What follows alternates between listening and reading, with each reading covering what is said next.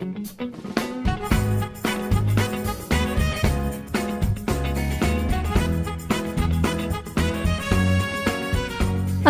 warahmatullahi wabarakatuh. Halo pemirsa, jumpa bersama saya Dia Astika di Expose, lebih dekat, lebih santai. Seperti biasa, kita sudah menghadirkan narasumber-narasumber luar biasa. Dan hari ini, kita akan membahas mengenai PPDB online adalah pintu gerbang bagi peserta didik. Pemirsa, Dinas Pendidikan Kota Pekalongan sudah mulai mensosialisasikan program penerimaan peserta didik baru yang bisa dilakukan secara online atau daring di Kota Pekalongan. Nah, bagaimanakah kira-kira teknis penerapannya begitu ya? Dan juga proses di balik sosialisasi tersebut. Kita akan berbincang dengan para narasumber kita hari ini. Kita sapa terlebih dahulu. Yang pertama ada Kepala Cabang Dinas Pendidikan dan Kebudayaan Wilayah 13 yang diwakili oleh Ibu Adelika Mahmudiah SE AKT. Halo Ibu, selamat datang di Expose Ibu. Iya Mbak. Berikutnya ada Kepala Dinas Pendidikan Kota Pekalongan, ada Bapak Mabruri SPD. Selamat datang Bapak di Expose. Selamat datang, selamat siang menjelang sore. Baik, kita langsung saja memulai obrolan hari ini ya Bapak dan Ibu tentang PPDB online nih. Tapi sebelumnya saya penasaran Ibu, sebetulnya cabang Dinas Pendidikan dan Kebudayaan Wilayah 12 gitu ya Ibu ya. Mohon maaf, Wilayah 13 gitu ya. Itu sebetulnya apa sih perbedaan kewenangannya dengan Dinas Pendidikan Ibu? Untuk kami sejak Undang-Undang Nomor 23 Tahun 2014 itu keluar, terjadi pembagian kewenangan antara pemerintah provinsi dengan pemerintah daerah, kabupaten kota. Dalam artian itu pembagian untuk mengoptimalkan pelayanan terhadap pendidikan. Untuk yang di provinsi itu membawahi SMA, SMK dan SLB, sedangkan untuk yang di kabupaten kota itu membawahi SD, TK, SD, SMP. Okay. Wow, begitu ya. Berarti memang ada perbedaan wewenang begitu ya. Baik, tadi Ibu menyebutkan ada SMA, SMK dan juga SLB Ibu. Di Jawa Tengah sendiri, apakah, mohon maaf, ada berapa sekolah SLB? SLB untuk yang negeri itu ada 39 di kabupaten kota. Rata-rata satu kabupaten itu punya satu SLB negeri. Oh, berarti masing-masing kabupaten dan kota itu memiliki satu SLB negeri begitu ya? Okay. Wow, ternyata menarik juga ya Bu ya. Baik, kita berpindah ke Bapak Dinas Pendidikan nih Bapak. Halo Bapak, masih semangat? Oke, Bapak, saya penasaran nih. Kira-kira di Kota Pekalongan ini ya, apakah PPDB yang dilakukan secara online ini hanya menyasar pada sekolah menengah pertama atau SMP atau ke semua jenjang dari SD, SMP, SMA begitu Pak? Iya, tadi sesuai dengan kewenangan untuk Dinas Pendidikan Kota atau Kabupaten itu mengelola pendidikan untuk jenjang PAUD ya. Kemudian pendidikan non formal. Jadi kejar paket C yang setara SMA pun kami yang mengelola, itu karena termasuk pendidikan non formal. Kemudian SD dan SMP atau yang dikenal dengan jenjang pendidikan dasar. Tetapi khusus untuk PPDB online kita hanya menyasar pada sekolah menengah pertama. Itu pun tidak semua. Ini tergantung dari kesiapan. Kalau sekolah negeri bersifat wajib, tapi yang swasta jika ingin bergabung kita persilahkan. Nah, di PPDB tahun 2022 ini ada 6 sekolah swasta ya. Ada 17 sekolah negeri ditambah dengan 6 sekolah swasta yang bergabung. Karena memang di dalam peraturan menterinya bisa dilakukan secara luring maupun secara daring. Kalau yang SD belum, kita masih mencoba merintis, apalagi yang TK juga belum. Baik, saya penasaran lagi nih Pak. Untuk di Kota Pekalongan sendiri itu kan dimulai untuk PPDB online itu hanya untuk jenjang SMP begitu ya, dan itu pun tidak semuanya. Dan mengapa jenjang-jenjang yang lain misalnya seperti SD atau TK yang tadi Bapak sebutkan belum memulai itu Pak? Apakah karena belum ada kesiapan untuk itu begitu atau bagaimana tuh Pak? Iya, karena kita butuh sistem ya, butuh aplikasi, butuh kesiapan lain, maka kita belum siap. Sumber daya belum siap, kemudian kelengkapan di satuan pendidikan juga belum siap. Kita yang SMP saja masih banyak menemui kendala. Kalau SMP kan calon peserta didiknya adalah anak-anak SD ya. Ini juga harus didampingi orang tua, didampingi kakaknya, tidak pede mendaftar sendiri. Jadi di level sekolah juga kita siapkan lokasi sekolah asal ya. Jadi kalau yang bersangkutan misalnya di SD Panjangwetan 1, kita siapkan di SD Panjangwetan 1 itu perangkat dan sumber daya manusianya untuk melayani. Di SMP yang dituju juga kita siapkan, di kantor pun juga kita siapkan. Nah, kalau pendaftaran peserta didik online itu menyasar ke jenjang SD, maka peserta didiknya adalah TK. Nah, ini yang kesulitan kita. Tapi kita coba merintis ke sana. Baik Bapak, terima kasih. Berikutnya kita ke Capdin lagi nih Ibu. Kalau tidak salah ya Ibu ya, pelaksanaan PPDB online ini dimulai sejak tahun 2011 begitu. Koreksi kalau saya salah ya. Dan Jawa Tengah sendiri memulai PPDB online ini sejak tahun berapa Ibu? Kalau Jawa Tengah itu memulai PPDB secara online itu sejak tahun 2018 Mbak. Jadi mulai kita berproses merintis dari tahun 2018.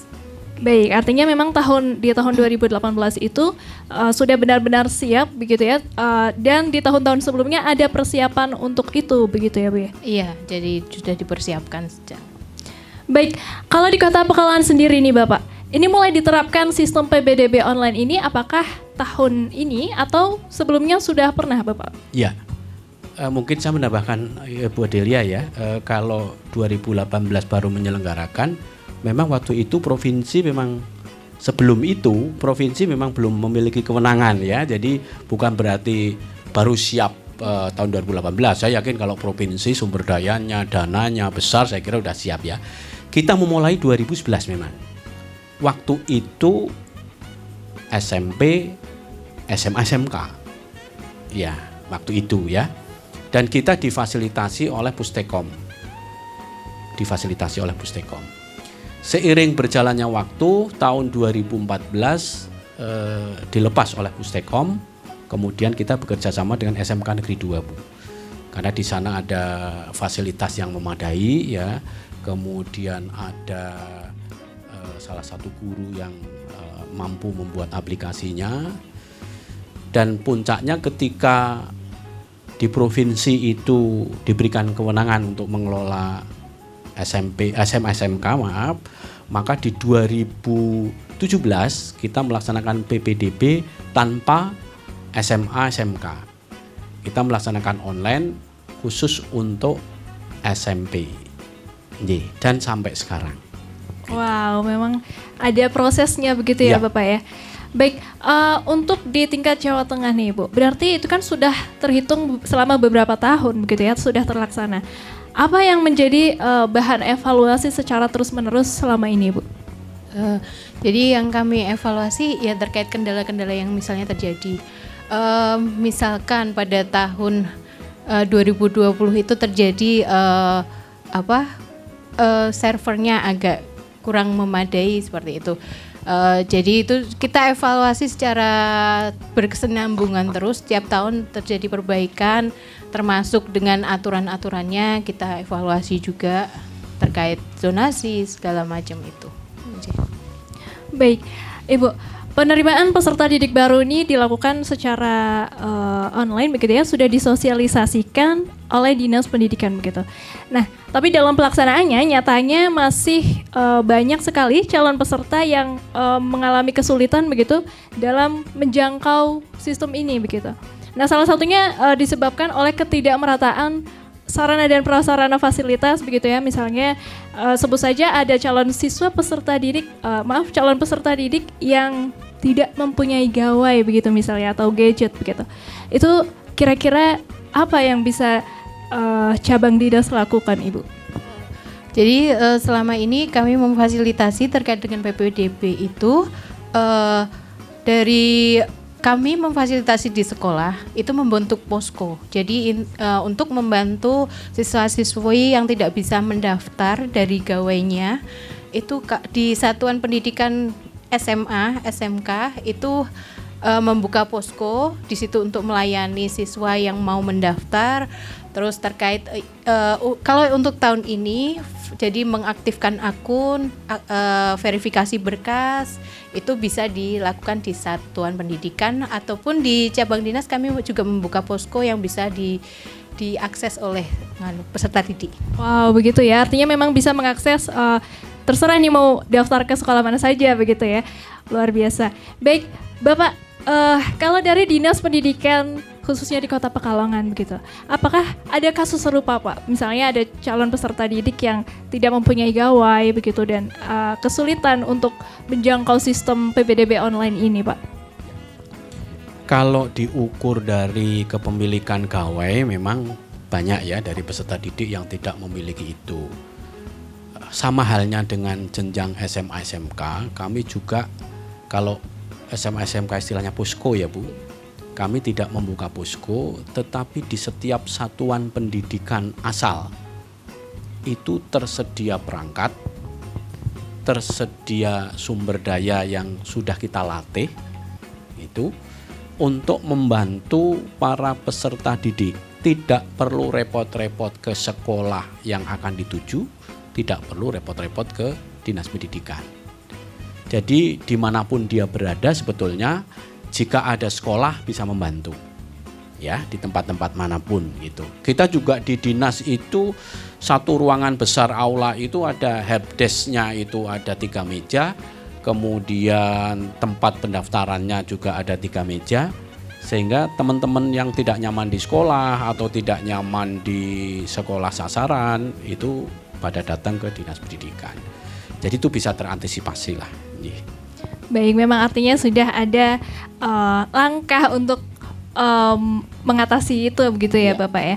Nah, Ibu, saya pernah membaca di beberapa portal berita begitu ya. Ada calon siswa begitu, calon siswa SMA negeri yang mengalami kendala seperti melakukan input data begitu ketika mendaftar PPDB online, dan kendalanya itu beragam gitu, seperti ada yang kesulitan memasukkan data persyaratan seperti NISN begitu atau kartu keluarga begitu.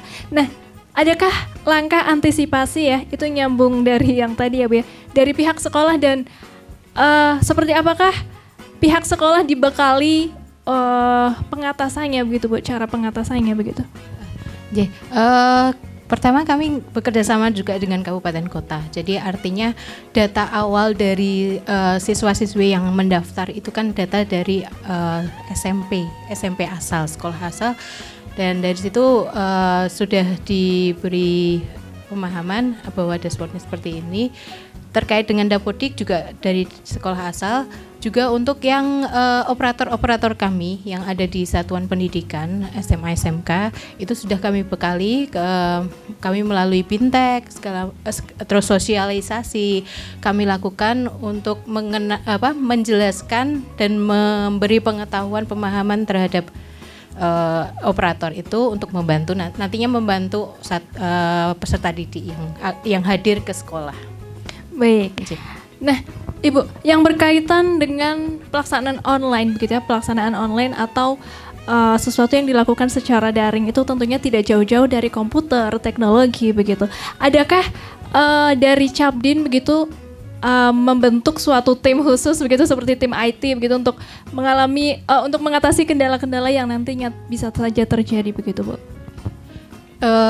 Dari tahun ke tahun kita bekerja sama dengan Telkom. Jadi dalam artian Telkom itu mengirimkan tenaga EOS. EOS itu untuk mengatasi teknis-teknis itu, dan juga kami membekali dari operator-operator sekolah pengetahuan tentang aplikasi tersebut, dan juga kami membentuk WA group di situ tempat sharing para operator ataupun dari dinas kabupaten ada yang kami masukkan ke situ untuk mengatasi itu. itu memecahkan masalah. Wow, memang artinya ada kerjasama dengan pihak yang memang menguasai IT begitu ya Bu ya.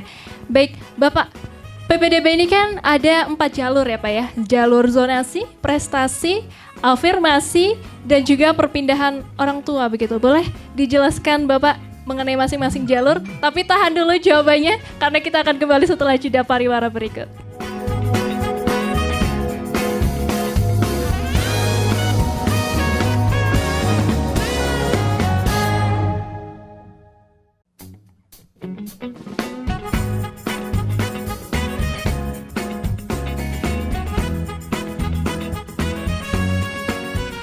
Pemirsa masih di Expose, lebih dekat lebih santai. Kita masih bersama Dinas Pendidikan dan juga Cabang Dinas Pendidikan dan Kebudayaan ya. Boleh Bapak silakan dilanjutkan lagi. Ya. Mengenai 4 jalur tadi 4 Pak. jalur ya, maaf. Sempat terpotong tadi ya. Baik, jadi PPDB yang menyasar SMP ini kita mengenal 4 jalur ya. Jalur zonasi, jalur prestasi, jalur afirmasi, dan jalur mutasi atau perpindahan orang tua. Barangkali SMA, SMK juga begitu ya Bu? SMA, SMK-nya. Oh SMA 3 ya, jalur. kalau SMK 3 ada jalur. kekhususan ya. Jadi, ada 4 jalur itu. Kalau yang di SMP, jalur zonasi kita minimal daya tampung yang disediakan adalah 60% dari daya tampung sekolah, minimal itu. Nah, dimaksud dengan jalur zonasi itu kita mendasarkan pada jarak titik ordinat rumah peserta didik dengan titik ordinat sekolah yang menjadi tujuan. Kemudian kita membagi zona di PPDB Kota Pekalongan itu 2 zonasi. Zona 1 itu zona administratif wilayah Kota Pekalongan. Sedangkan zona 2 itu kecamatan-kecamatan di Kabupaten Batang maupun di Kabupaten Pekalongan yang berbatasan langsung dengan Kota Pekalongan. Seperti Tirto, kemudian Batang Kota, kemudian Warongasem, Buaran. Bahkan Wiradesa kita masukkan ke zona 2. Ya, tentu zona 1 itu menjadi prioritas karena itu menyangkut keberpihakan kita kepada warga penduduk Kota Pekalongan. Baru nanti zona 2 yang di daerah sekitar. Karena kita ada beberapa sekolah yang posisinya itu berbatasan langsung seperti SMP 16, SMP 14. SMP 16 itu dalam jarak 200 meter sudah Kabupaten Batang.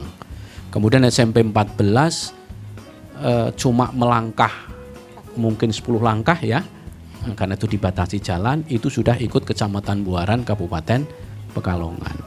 SMP 15 itu juga dalam radius kira-kira 304 meter itu sudah masuk wilayah kabupaten.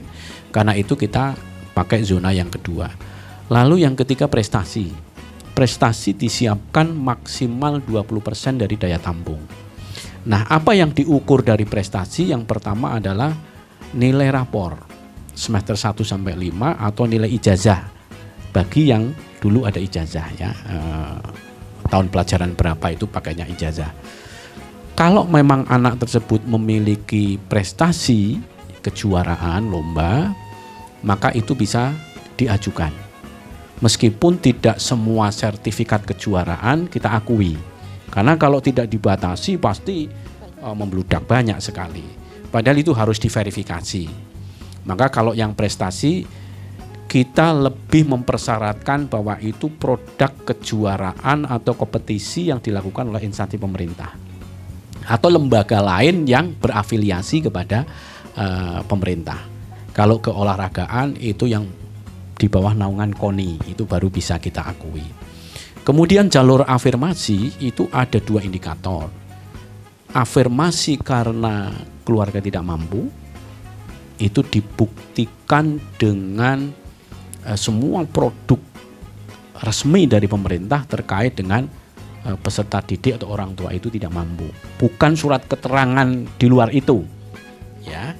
Karena bisa jadi minta kelurahan, minta kecamatan, sehingga seperti kasus dulu ya Ibu ya, pemalsuan dokumen itu, sehingga kita resmi hanya dokumen yang diterbitkan oleh pemerintah.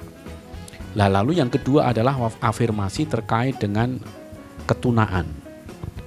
Jadi kita punya sekolah di SMP itu ada SMP 10, itu membuka program layanan khusus ya berupa kelas inklusi.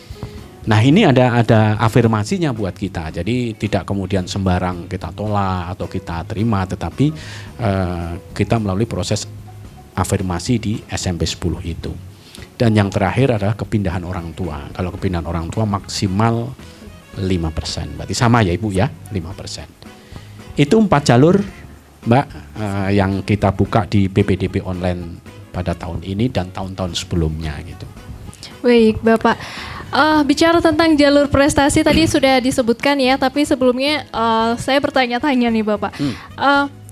Jalur prestasi itu artinya memang diraih, maksudnya dilakukan oleh siswa yang sebelumnya pernah meraih suatu prestasi begitu. Betul. Ya Bapak ya. Dan apakah jika calon peserta didik ini berprestasi begitu kemudian mendaftar di luar zonasi itu gimana Bapak kira-kira? Apakah bisa? Iya, kami membuat aturan bahwa jalur prestasi bisa diberikan kepada pendaftar dari zona manapun. Ya, di beberapa daerah memang aturan zonasi itu diutamakan yang dalam wilayah, tetapi yang prestasi di luar wilayah. Jadi yang di luar wilayah zona administratif itu bisa melakukan melalui jalur prestasi. Tapi kalau kita baik zona 1, zona 2 maupun di luar zona itu bisa menempuh jalur prestasi. Kalau di SMA gimana Bu? Sama ya?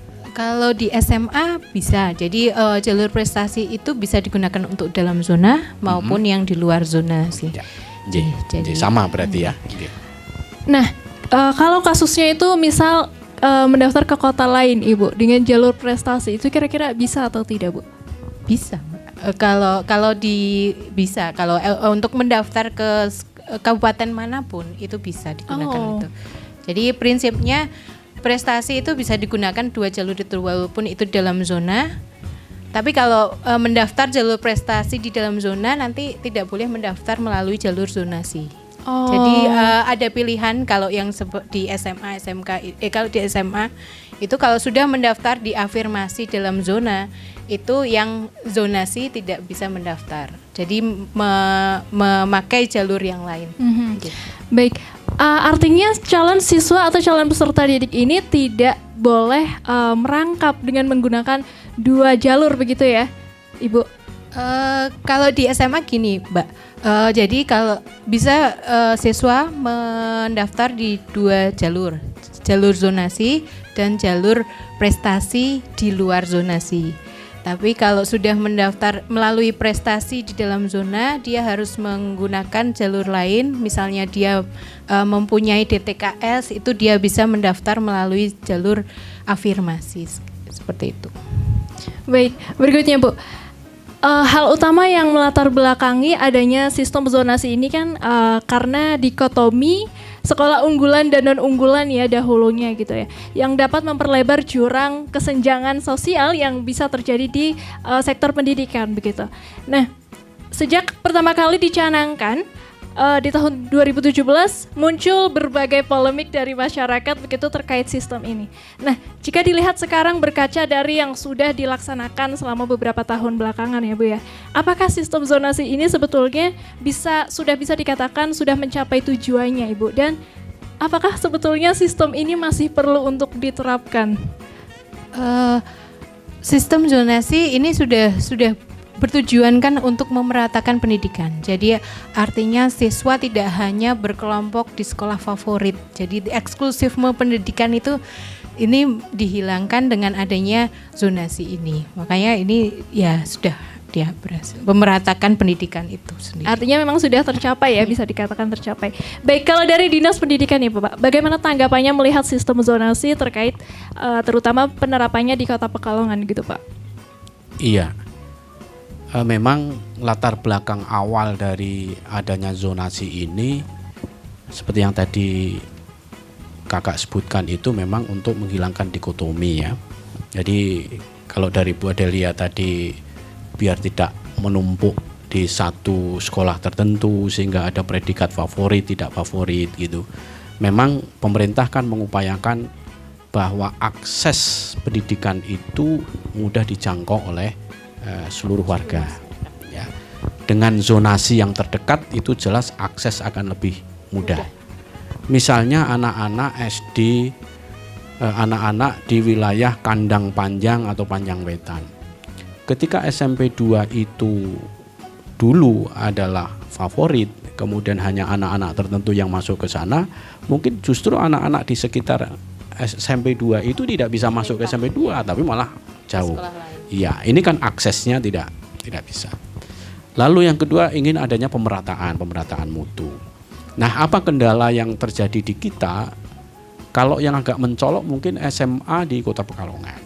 SMA di Kota Pekalongan itu tidak merata di seluruh kecamatan. Ya, Kecamatan Barat itu tidak ada SMA-nya ya Ibu ya. Nah, itu juga meskipun karena ini levelnya provinsi ya, jadi terkesan dekat. Meskipun hanya di kota itu di tengah saja terkesan dekat. Tapi makna zonasinya ya tetap jauh juga kalau dibandingkan dengan SMP. Sama juga dengan yang SMP itu sudah relatif menyebar, tetapi ada sekolah-sekolah yang posisinya di pinggir dan tidak ada penduduk atau sedikit penduduk. Misalnya SMP Negeri 10 itu posisinya di tepi sungai, ya kan? Nyebrang ke sebelah timur itu sawah, sudah tidak ada penduduk. Ya, sementara ke barat sedikit sudah ada SMP lain. Kemudian SMP 9 itu juga posisinya di tepi sungai, tepi laut boleh kita katakan, sehingga tidak ada penduduk yang bisa mencukupi kebutuhan atau alokasi kuota yang disediakan oleh sana. Itu kesulitan-kesulitan kita. Nah, kemudian efek positifnya sebetulnya sekolah ini mulai menyadari bahwa fakta di lapangan itu seperti ini. Sekolah yang terbiasa dengan zona aman seperti sekolah-sekolah favorit ya, sekolah favorit, orang tuanya sadar pendidikan, secara ekonomi mampu, kemudian anaknya patuh karena latar belakang orang tuanya yang terdidik dengan bagus. Tapi sekarang sekolah-sekolah favorit itu campur Ibu. Campur. Memang di satu sisi sekolah itu mengalami kesulitan. Ketika guru buka halaman 1-2, murid mungkin sudah tahu di halaman ketiga dan 4. Tapi sekarang ada yang tahu tapi juga ada yang ketinggalan jauh sekali sehingga harus dibimbing berjalan bersama. Tapi sebaliknya juga di SMP-SMP tertentu yang semula selalu kemasukan anak-anak yang tidak diterima di sekolah-sekolah di grade di atasnya, tetapi sekarang justru kemasukan peningkatan ya, siswa-siswa orang tua yang sadar pendidikan. Nah, ini pun kemudian menggugah para guru bahwa yang dihadapi sekarang bukan peserta didik yang seperti itu. Betul. Dulu bisa jadi disambi apa begitu karena anak-anak memang tidak bisa diajak lari, itu ya mungkin tanda petik bisa lebih mudah, lebih santai dalam hal pencapaian kurikulum. Tapi sekarang menjadi kesulitan. Ini perlu proses. Jadi kalau kemudian kita sistem zonasi itu baru berjalan 4 tahun ya, 2017 kalau tidak salah, maka ini perlu proses untuk menemukan bentuk. Nah, kalau nanti zonasi ini ternyata tiba-tiba tidak diberlakukan, ya tujuan utama dari zonasi belum terasa, belum tercapai gitu. Jadi perlu proses, Pak. Baik, terima kasih Bapak. Nah, Ibu, sistem zonasi ini awalnya memang terkesan mujarab nih dalam mengenyahkan permasalahan pendidikan di Indonesia gitu ya. Ternyata pada kenyataannya masih banyak sekali mengalami kendala di praktik lapangannya begitu. Nah, masalah utama yang menonjol ialah tidak seimbangnya jumlah antara sekolah negeri dan juga jumlah calon peserta didik yang mendaftar. Hal ini akhirnya menimbulkan banyak murid yang terlempar dari sekolah tujuannya, bahkan ketika jarak rumahnya tidak tergolong jauh begitu, Bu.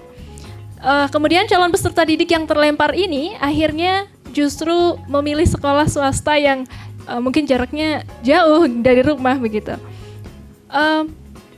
Dalam beberapa kasus ekstrim gitu ya, bahkan ada perpindahan rumah secara tiba-tiba begitu dari calon peserta didik ke wilayah yang dekat sekolahnya begitu. Kemudian ada juga ibu yang menitipkan nama anaknya di kakak saudaranya begitu misalnya.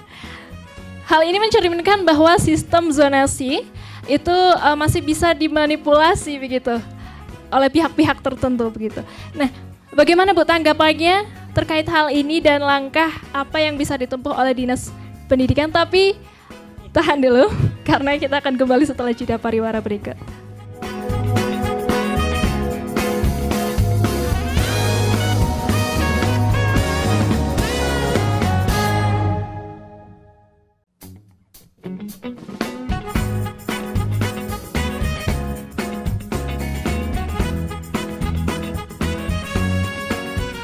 Pemirsa, kembali lagi di Expose, lebih dekat lebih santai.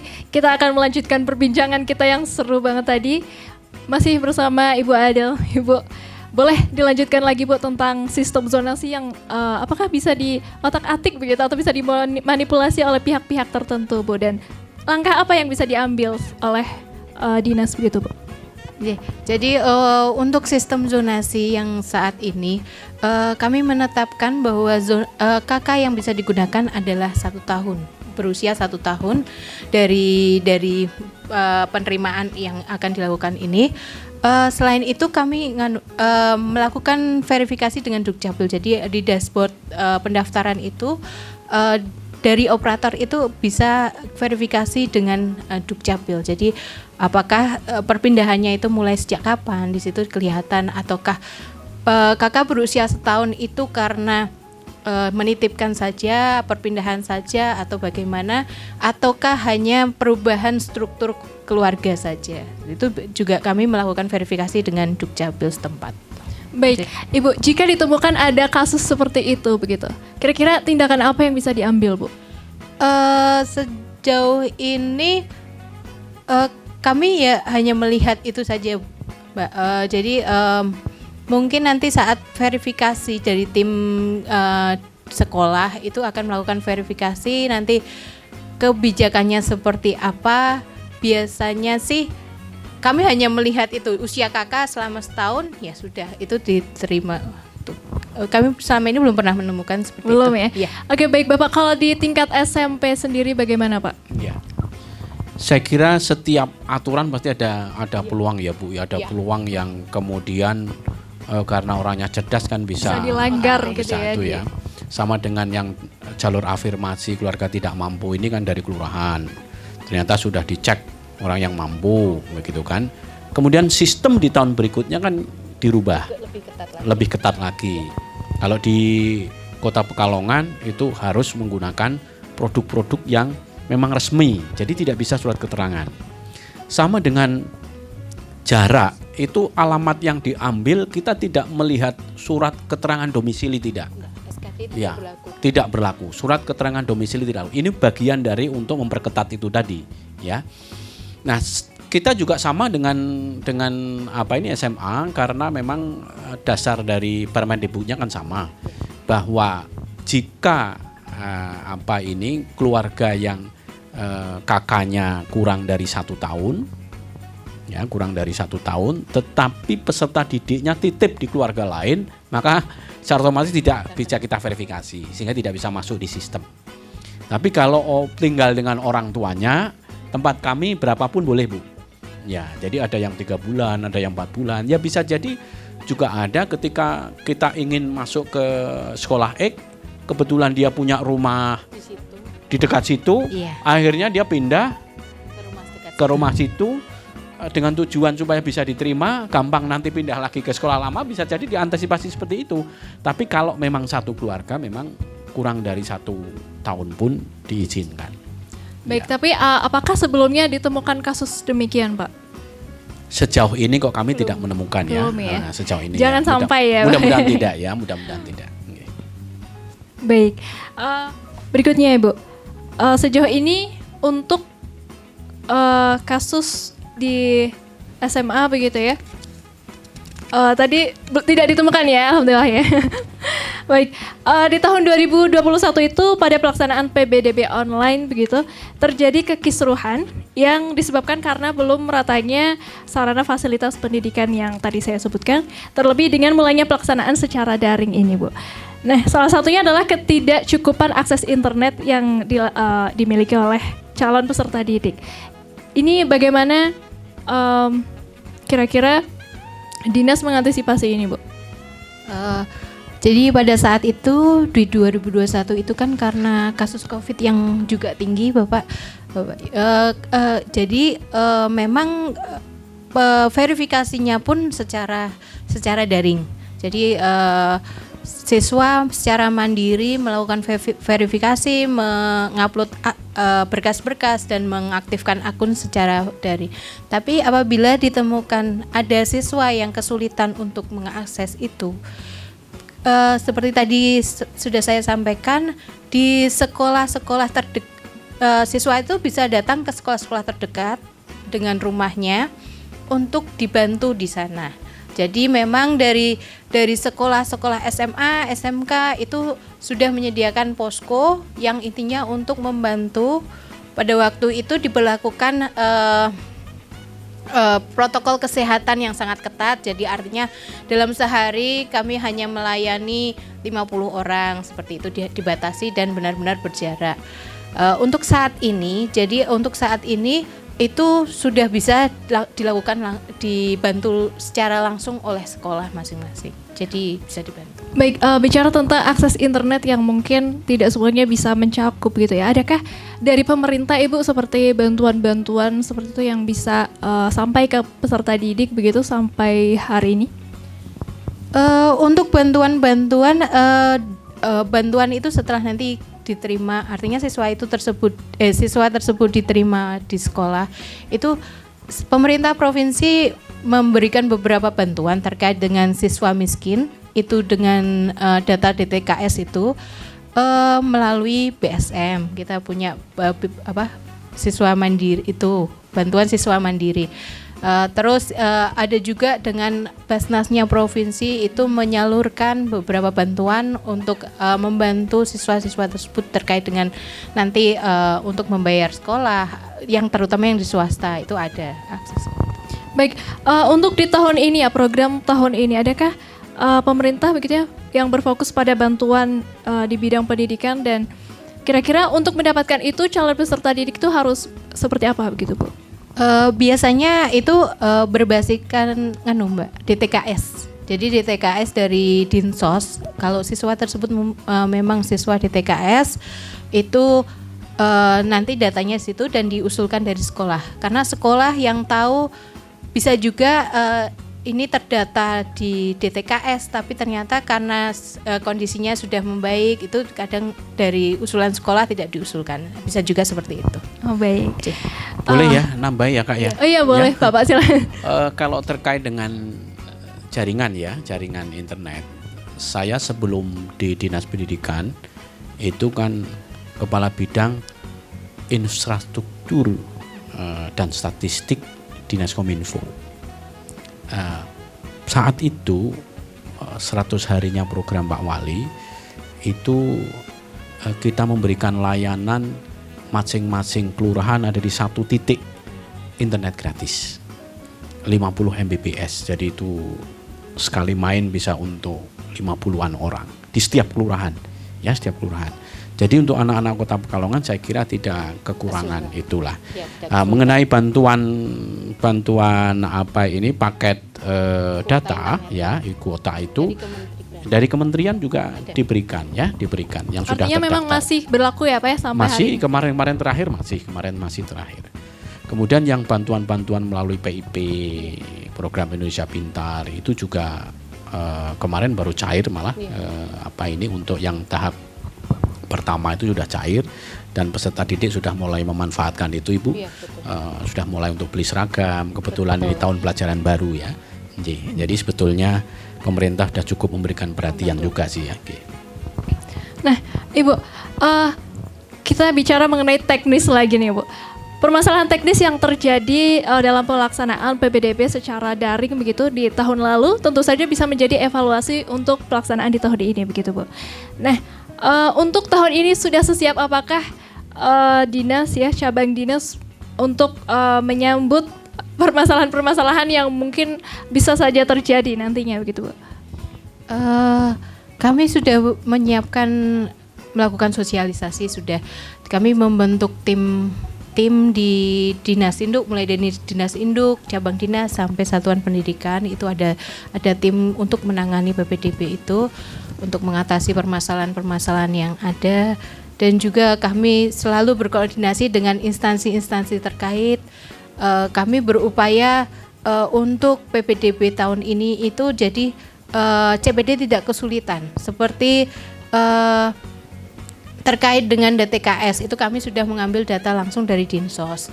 Terus untuk anak-anak panti itu, anak-anak panti asuhan itu dari Dinsos juga. Terus terkait sama anak yang meninggal, orang tuanya meninggal karena COVID itu dari DP3AKB. Jadi data-data dari instansi-instansi terkait itu kami upayakan langsung masuk ke aplikasi ini, jadi siswa tidak perlu lagi melakukan verifikasi ke dinas-dinas yang ada, seperti itu. Baik, artinya memang sudah cukup siap untuk mengatasi hal-hal yang bisa saja terjadi begitu ya, Bu. Baik, Ibu, untuk di tahun ini, kira-kira terkait zonasi, adakah kebijakan khusus begitu atau kebijakan yang bisa diterapkan di tahun ini terkait zonasi begitu, Bu? Kalau zonasi kami di pemerintah provinsi itu untuk kabupaten yang mempunyai kecamatan yang tidak ada SMA negeri atau SMK negeri itu kami terapkan zonasi khusus. Jadi di situ diterapkan maksimal adalah 10% untuk kecamatan-kecamatan yang blind spot itu. Jadi siswa-siswa yang berada di kecamatan-kecamatan itu bisa menggunakan zonasi di situ dengan mengurangi zonasi regulernya. Baik, kalau dari SMP Bapak bagaimana Pak tingkat SMP? Jadi ada beberapa evaluasi ya yang kami lakukan. Tahun ini masih ada beberapa calon peserta didik itu sampai sekian hari belum terverifikasi. Itu artinya di sekolah yang punya kewajiban memverifikasi itu ada beberapa yang ketinggalan ya. Ini menjadi koreksi bagi kami, berarti tingkat ketelitian di beberapa verifikator satuan pendidikan ini mungkin perlu kita tingkatkan. Lalu yang kedua, di beberapa lokasi itu dilema sekolah tersebut apakah memprioritaskan anak didik itu wilayah Kota Pekalongan atau wilayah di luar Kota Pekalongan. Karena itu kita tahun ini mencoba memecah menjadi 2 zona. Kalau tahun kemarin itu 1 zona. Nah di sekolah-sekolah tertentu justru yang masuk karena memang lebih dekat dengan orang Kabupaten Pekalongan, maka yang masuk kebanyakan orang Kabupaten Pekalongan. Sedangkan orang Kota Pekalongan sendiri itu kurang. Nah ini akhirnya kita bagi menjadi 2 zona. Nah, kemudian di beberapa petugas kami juga masih ada persepsi yang tidak sama di dalam verifikasi piagam sertifikat. Karena beragamnya sertifikat itu kemudian menjadikan pemahaman masing-masing. Bisa jadi ini sama-sama dari lembaga tertentu sertifikatnya itu, yang verifikator 1 itu menyetujui, verifikator kedua tidak menyetujui. Nah itu kita lakukan briefing setiap hari pasca selesai PPDB, kemudian kita cek, tempat saya terverifikasi, tempat B tidak terverifikasi, kemudian dilakukan proses perubahan. Jadi temuan-temuan itu yang akan kita evaluasi dan perbaiki di tahun yang akan datang. Nah kalau dengan SMA kami beberapa kali menerima surat Ibu dari provinsi terkait dengan cut off database, bagaimana membuat format raport ya yang nantinya akan diupload ya. Bapak, mohon maaf saya potong karena kita dikejar-kejar durasi Bapak ya. Iya. Terakhir saja Bapak, singkat saja ya Bapak Ibu. Saya ingin menanyakan nih, ada titipan pertanyaan dari netizen begitu ya.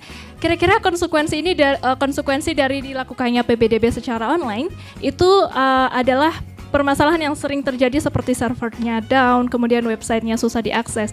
Adakah terjadi hal atau dampak buruk bagi calon peserta didik begitu ya, khususnya terkait segi data, Bu? Selama ini walaupun server down itu terus ada perbaikan-perbaikan, dalam artian kita berupaya tidak merugikan dengan siswa itu. Jadi artinya data-data siswa itu juga tidak akan rusak atau bagaimanapun tetap bisa mendaftar melalui PPDB. Baik, artinya memang sekali lagi kita jelaskan bahwa tidak ada kerugian yang akan dialami oleh calon peserta didik begitu ya. Baik, Ibu, terakhir Bu, pesan kepada para adik-adik gitu ya, khususnya adik-adik menengah atas terkait kesiapan menyambut jenjang yang lebih tinggi dan kesiapan menjadi generasi terpelajar dan berbudaya, Ibu. Singkat saja. Jadi untuk siswa-siswi SMA ya, galilah potensi yang ada di diri masing-masing, karena saat ini kan sudah zamannya merdeka belajar.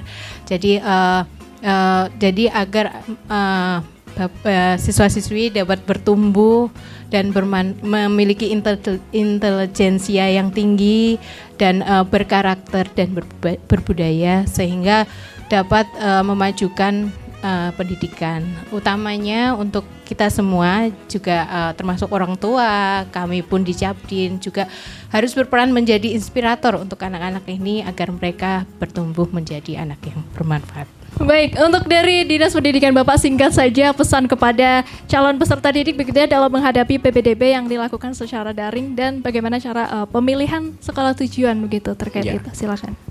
Kepada anak-anakku calon peserta didik di jenjang SMP yang kemarin dan hari ini terakhir bersaing berkompetisi untuk mendapatkan sekolah yang terbaik, kami minta untuk tetap dipahami bahwa regulasi terkait dengan PPDB online ini merupakan kebijakan kementerian, kebijakan dari para pemikir-pemikir bangsa kita yang tujuannya baik.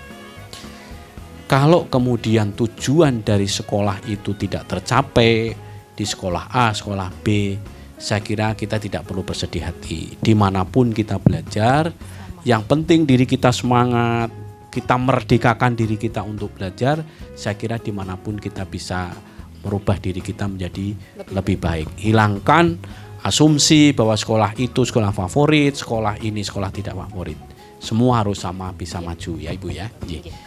Iya, artinya memang sebuah sekolah itu sama sekarang ya, sudah tidak ada dikotomi lagi ya begitu. Baik Bapak dan Ibu, terima kasih banyak hari ini sudah berbincang-bincang seru sekali mengenai PPDB online ini. Tidak terasa waktu kita sudah habis ya, rasanya kurang ya apabila kita ngobrol hal-hal yang seru tadi dalam waktu yang terbatas begitu. Terima kasih sekali lagi sudah hadir di Expose. Semoga tidak kapok ya Bapak dan Ibu. Baik pemirsa, itu tadi perbincangan kita dengan Dinas Pendidikan dan juga Cabang Dinas Pendidikan dan Kebudayaan Wilayah 13. Saya Diah Astika Dewi dan segenap kru yang bertugas pamit undur diri. Terima kasih dan sampai jumpa.